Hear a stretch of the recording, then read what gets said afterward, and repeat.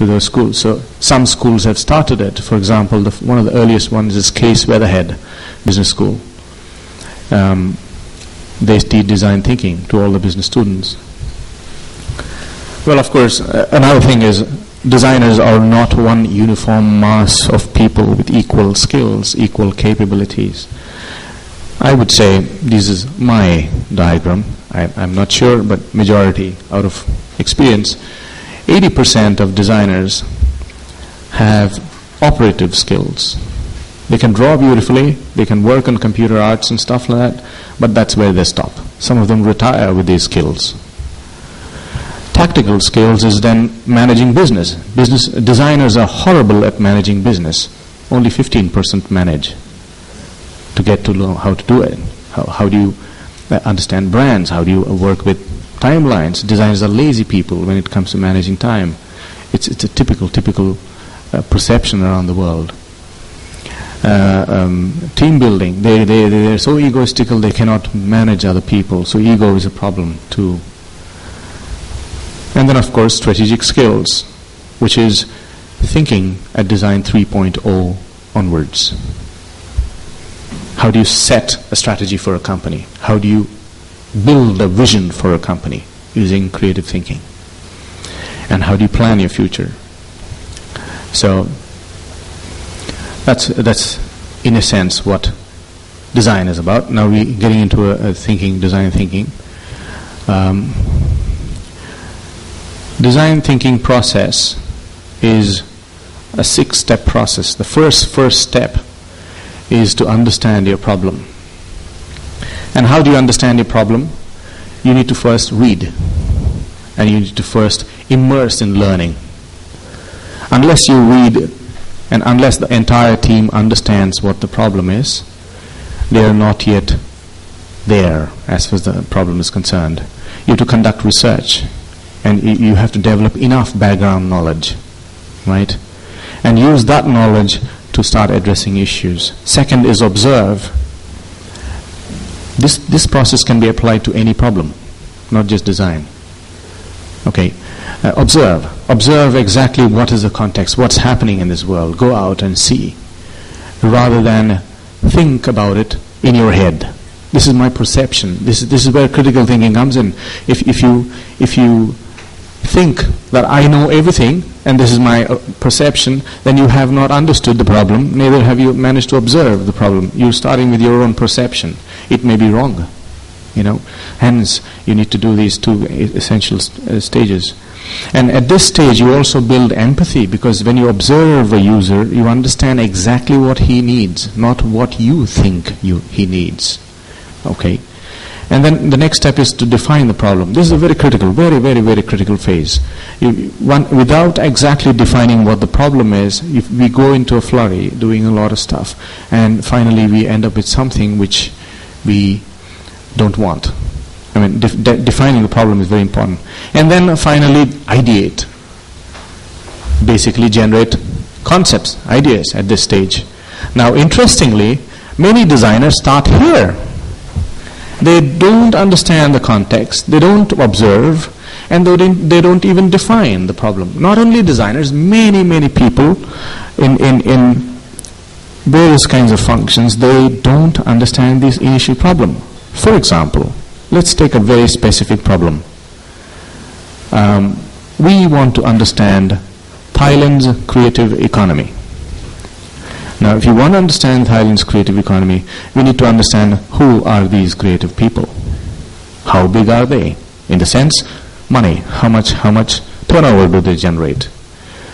What is the size? In the sense, how many people are employed? How many people do they employ? So total employment figures, total economic value. And that can only be understood provided we conduct research. The first step. We have to do an exhaustive research and trying to understand the economy. And then go and observe them, spend time with them, hang around with them, maybe drink with them, I don't know. And then define the problem exactly and refine it further down. And then ideate. But, we are in the very early stages. If you don't do that and start ideating in a nice little meeting room and come up with a whole lot of policies, What if they fail? We don't have research to substantiate the ideation phase. So many projects start at this level, and that's one of the major reasons for failure of projects. And then, of course, prototype. If you want to do a large project, do it really small, check it out how it works, find the problems, improve it, and then redo it again. So prototyping is very critical, and then finally test it. So that's a very, very fuzzy, it's a fluid kind of a process. It is not a A, B, C, D, X, Y, Z kind of a process. Personality of a design thinker is basically they have integrative thinking. Again, they can build new ideas out of a whole bunch of other ideas. They can associate. They love to experiment. They collaborate. They are very optimistic people, though they are critical. They have critical thinking. So it's very important. And of course, the most important is they have empathy. They understand whom they're doing it for because they are feeling them. If you don't feel them, if you don't feel the end users, then we end up with a policy which is beautiful but hardly serves the people. So it's very critical. Most of this, if you see, looks like very utopian, cannot achieve. But it's not. Even if you go halfway, it's better. That's what I'm saying. These are not difficult concepts. This is not an American concept. This is not a German concept. It is our concept. We have to adapt it to suit our context. And it's possible to do it. It's not too difficult.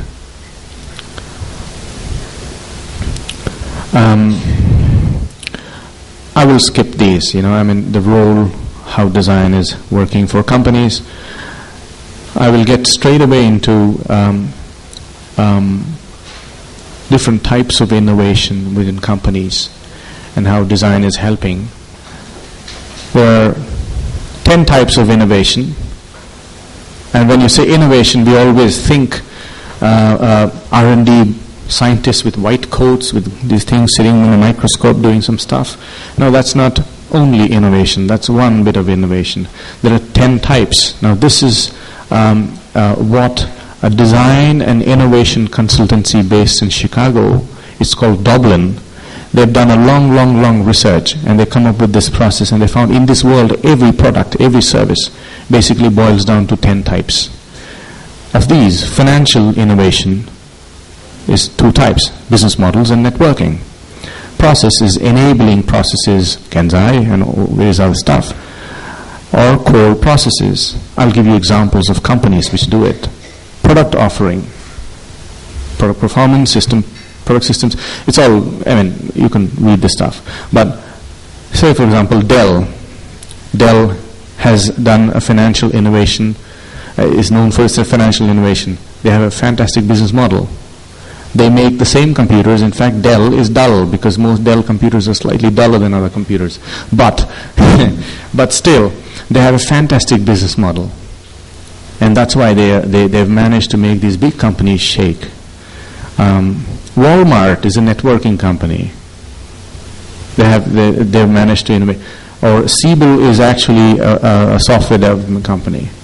GE Capital, aviation especially, they have their own 1,300 planes, and they provide you capital. You can borrow money from them. The entire system, they've built it so well. Their processes are so beautiful, so they're able to make money there. Intel, fantastic performance.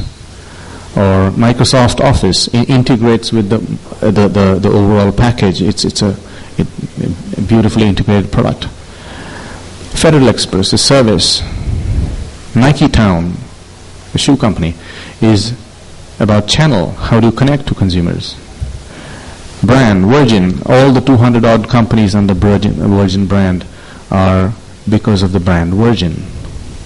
Because most of the products they have, everybody has it. Like Virgin wine, for example. Yeah. Customer experience. Lexus, the car, is an example of fantastic customer experiences. Though it's owned by Toyota, but they've managed to really leapfrog the mindset of a